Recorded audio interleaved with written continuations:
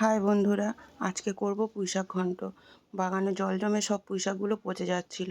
বেশ কিছুটা তুলে নিয়ে চলে এসেছি, কেটে ধুয়ে পরিষ্কার করে নিলাম। এখানে আলু বেগুন নিয়ে নিয়েছি কিছুটা কেটে, বাগানেরই কচি কুমড়ো আর পুরুল নিয়ে নিয়েছি কেটে, কিছুটা পেঁয়াজ আদা রসুন সব বেটে নিয়েছি। মাছের মাথা নিয়ে নিয়েছি, পরিষ্কার করে ধুয়েও নিয়েছি। মাছের মাথাটা নুন হলুদ দিয়ে মেখে নেব।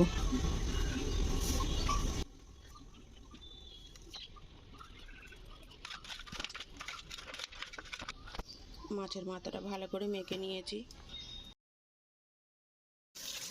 কড়া থেকে ধোঁয়া উঠছে, মানে তেলটা খুব গরম হয়ে গেছে। মাছের মাথাগুলো দিয়ে দিলাম, ভেজে নেব।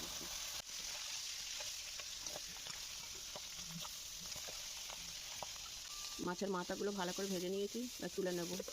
আমরা একটু গোটা গোটাই রাখি, ভাঙা ভাঙা করি না, যাতে প্রত্যেকে আধখানা আধখানা করে খেতে পারে।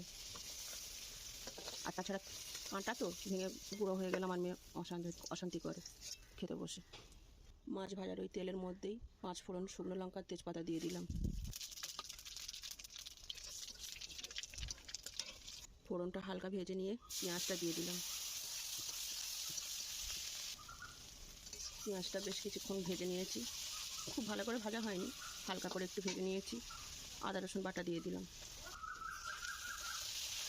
আদা রসুন দিয়ে বেশ কিছুক্ষণ ভেজে নিয়েছি। আলু আর বেগুনটা দিয়ে দিলাম।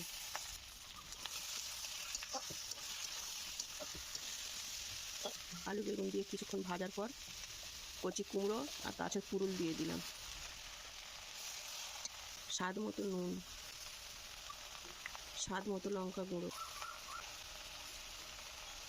পরিমাণ মতো হলুদ গুঁড়ো,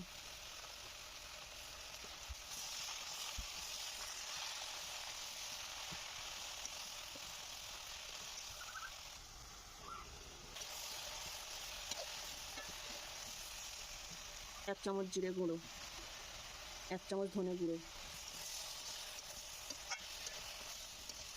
সবজিগুলো একটু ভালো করে কষিয়ে নিয়েছি, আর পুঁইশাকগুলো দিয়ে দিলাম।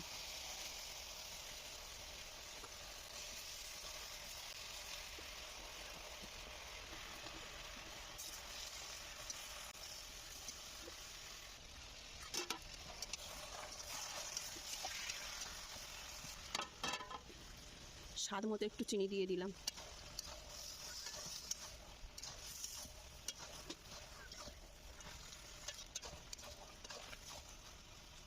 সবজি ভালো করে কষিয়ে নিয়েছি, ডাঁটাগুলো সেদ্ধ হবে, অল্প একটু জল দিয়ে দিলাম।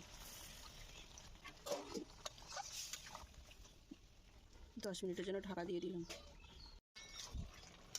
সবজি ডাঁটা ভালো করে সেদ্ধ হয়ে গেছে, এই যে দেখো। ভাজা মাছের মাথাগুলো দিয়ে দিলাম।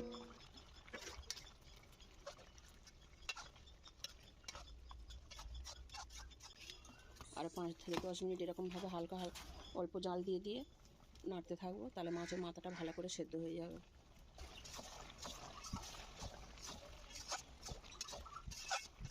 10 মিনিট ভালো করে আস্তে আস্তে নেড়ে নিয়েছি। মাছের মাথা দিয়ে পুঁইশাকের ঘন্ট আমার হয়ে গেছে। মাছের মাথা দিয়ে পুঁইশাকের ঘন্ট আমার হয়ে গেছে। রান্নাটা ভালো লাগলে লাইক, কমেন্ট, শেয়ার ও সাবস্ক্রাইব করো। সবাই পাশে থেকো।